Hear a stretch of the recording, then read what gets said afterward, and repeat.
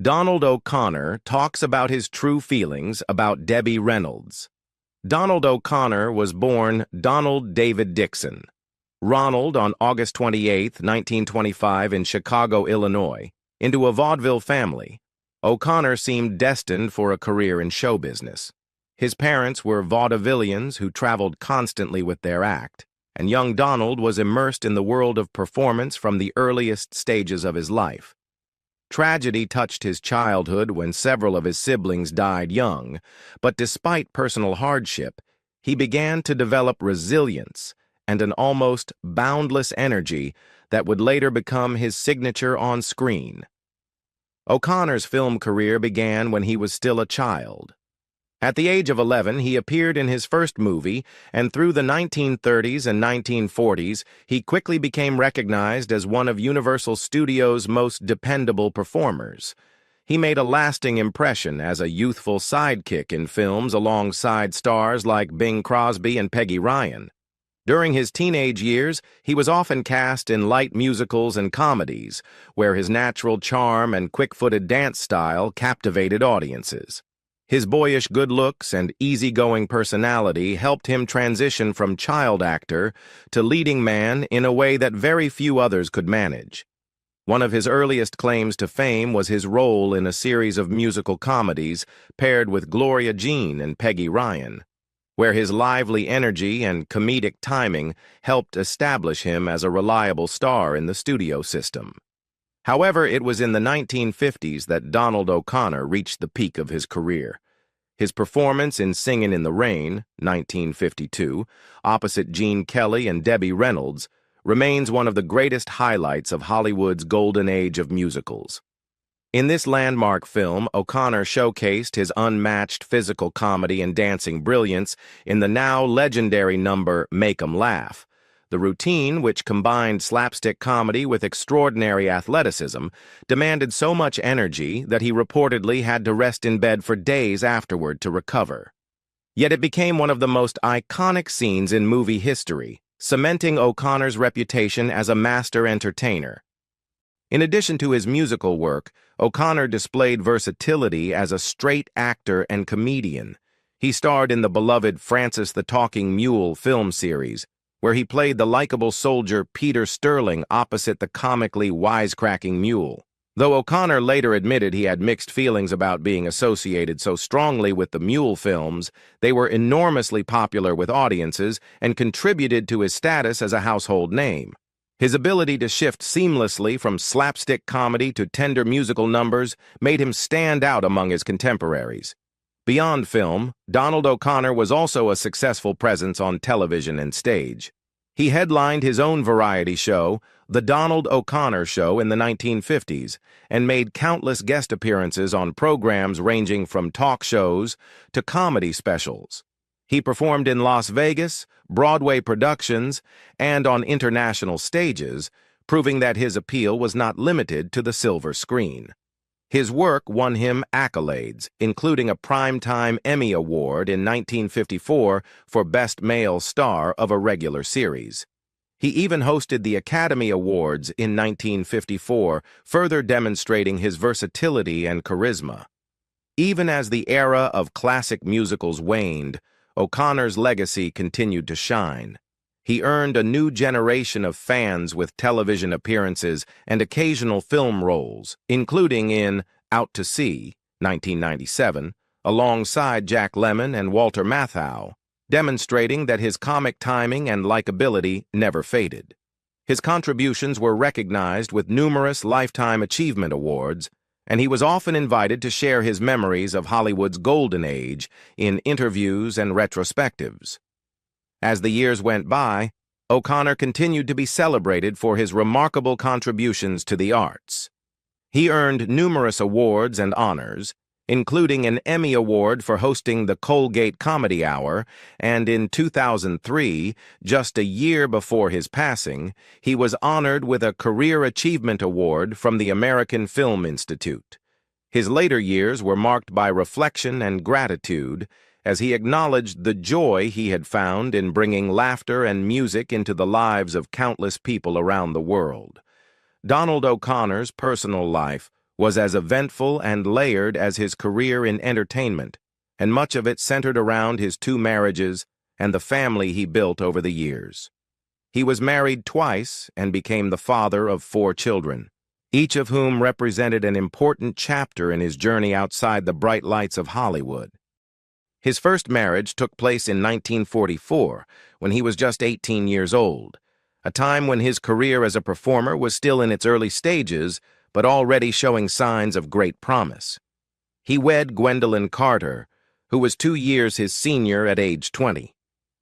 The couple's decision to marry in Tijuana, Mexico, was emblematic of the impulsive and romantic choices that young couples often make, especially in the high-pressure atmosphere of the entertainment industry. Despite their youth, the marriage was a serious commitment, and soon they welcomed their first child together, a daughter named Donna. For O'Connor, becoming a father at such a young age brought both joy and responsibility, and it added a new dimension to his life that was already filled with the demands of a rising career in show business. However, like many Hollywood marriages of the era, the pressures of constant work, long absences, and the challenges of personal differences eventually led to strain. After a decade together, O'Connor and Carter divorced in 1954, marking the end of his first marriage, but leaving behind the enduring bond of their daughter Donna. 2 years after his divorce, O'Connor found love again. On October 11, 1956, he married actress Gloria Noble, who would become his lifelong companion and partner.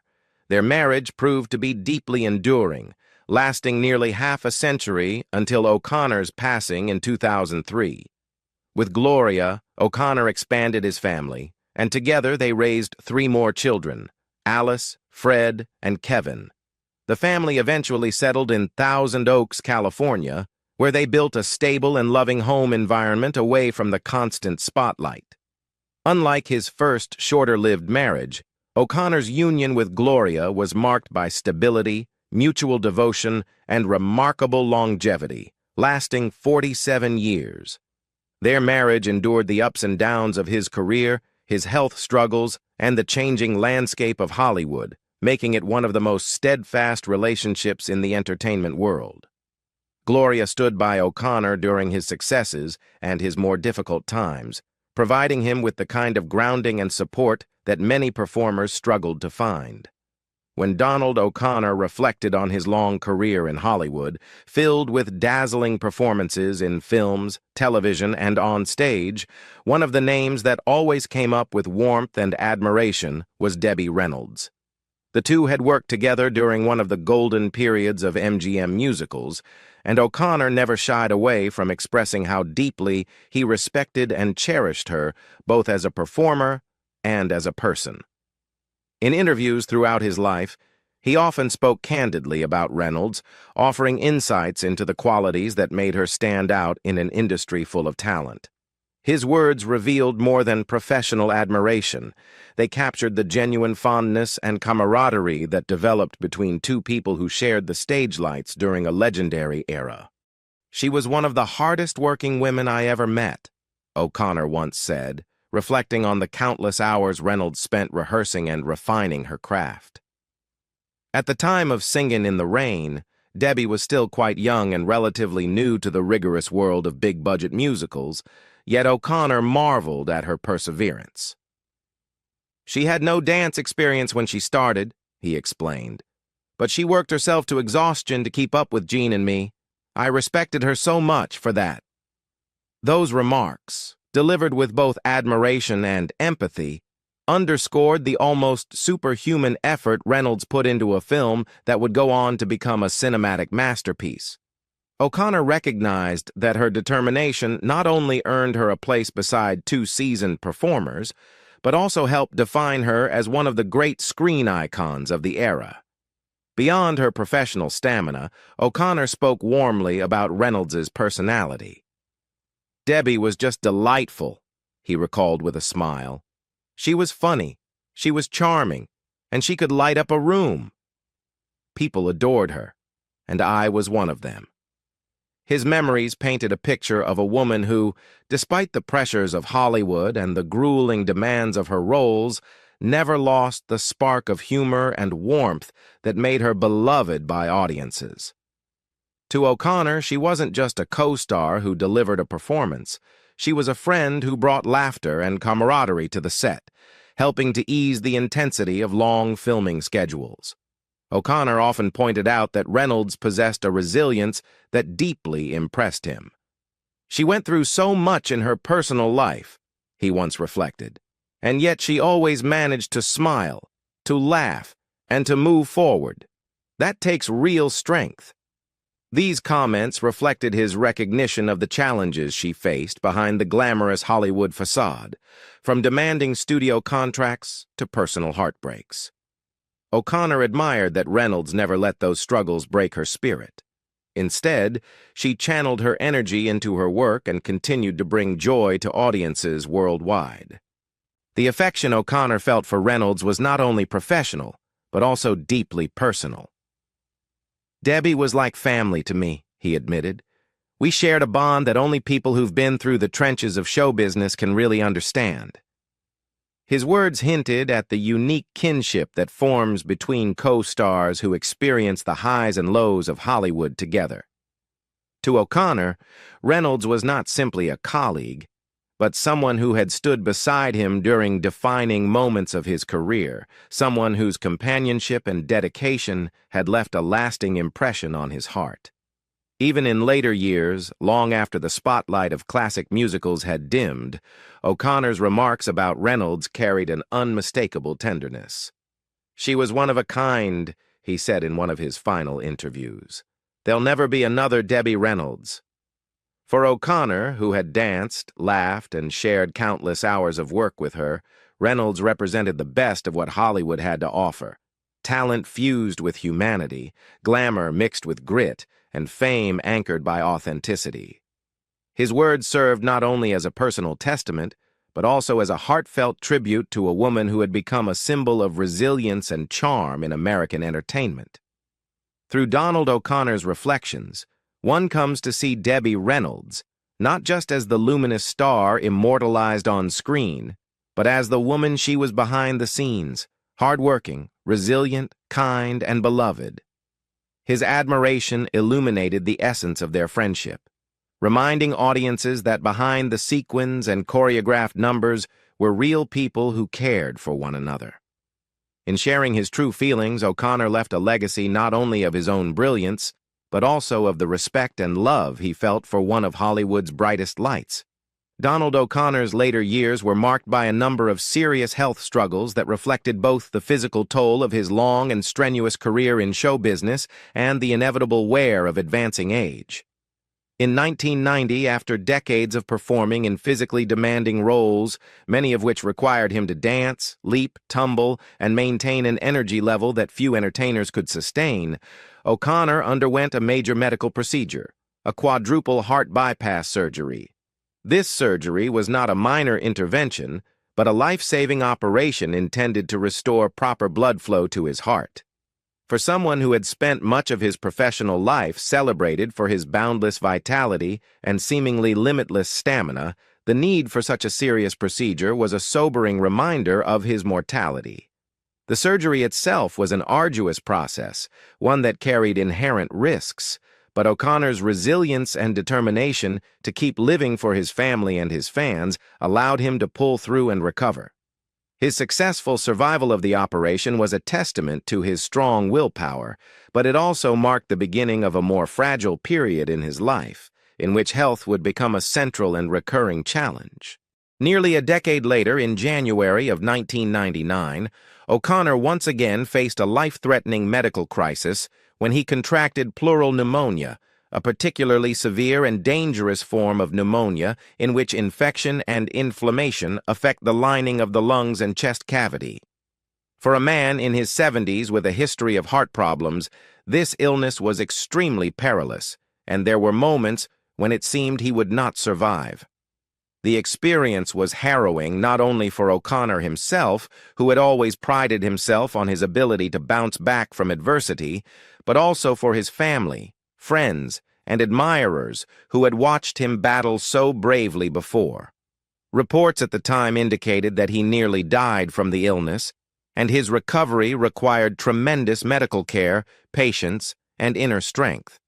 That O'Connor survived this ordeal spoke volumes about his enduring resilience and his refusal to surrender to despair, even when faced with daunting odds. His struggle with pneumonia became another chapter in the long saga of his remarkable life. A man who had lived through the rigors of vaudeville, the golden age of Hollywood musicals, and the physical demands of constant performance, now battling illnesses with the same grit that had once carried him across the screen in unforgettable song and dance numbers. Ultimately, however, Donald O'Connor's health challenges caught up with him. On September 27, 2003, at the age of 78, he passed away from complications of heart failure. The news of his death saddened generations of fans who had grown up watching his dazzling performances in films such as Singin' in the Rain, where his unmatched comedic timing and athletic dancing had secured him a permanent place in cinema history. His passing occurred at the Motion Picture and Television Country House and Hospital in Woodland Hills, California, a facility dedicated to caring for members of the entertainment industry in their later years. The location of his final days was fitting in a way. It was a place built for those who had dedicated their lives to the craft of performance, a sanctuary where the men and women who had entertained millions could find peace, comfort, and dignity at the end of their journeys. For O'Connor, who had been part of Hollywood since childhood, the Motion Picture and Television Country House and Hospital symbolized a kind of closing of the circle. He had begun as a boy entertainer in the studios and stages of the 1930s and finished his remarkable life among the very community that had defined his identity.